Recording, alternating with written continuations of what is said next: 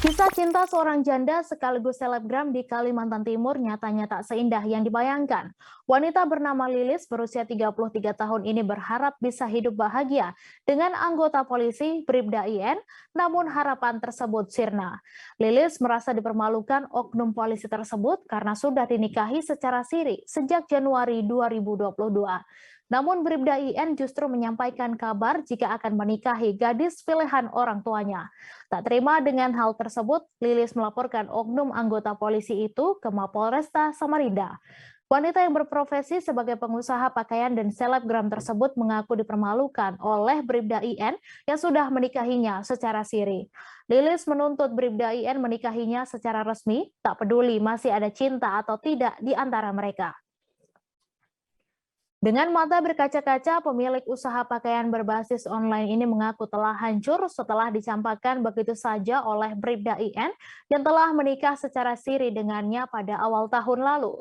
Ia menceritakan awal mula bertemu dengan pemuda tersebut pada Juli 2021 di sebuah acara pernikahan kerabatnya.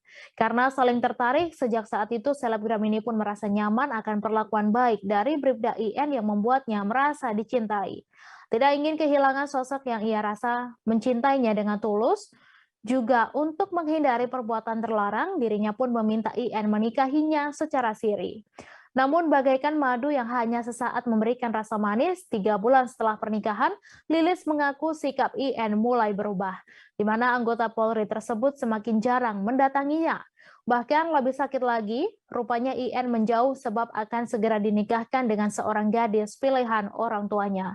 Saat disinggung keinginannya saat ini, Lilis mengaku hanya minta untuk dinikahi secara sah oleh IN dalam kondisi apapun.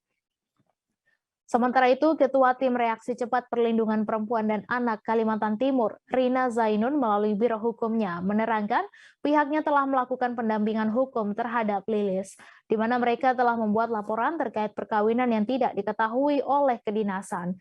Ia menambahkan beberapa waktu lalu antar kliennya dan ia menambahkan beberapa waktu lalu antar kliennya dan terlapor telah menjalani mediasi di hadapan beberapa saksi oleh pihak kepolisian namun tidak membuahkan hasil.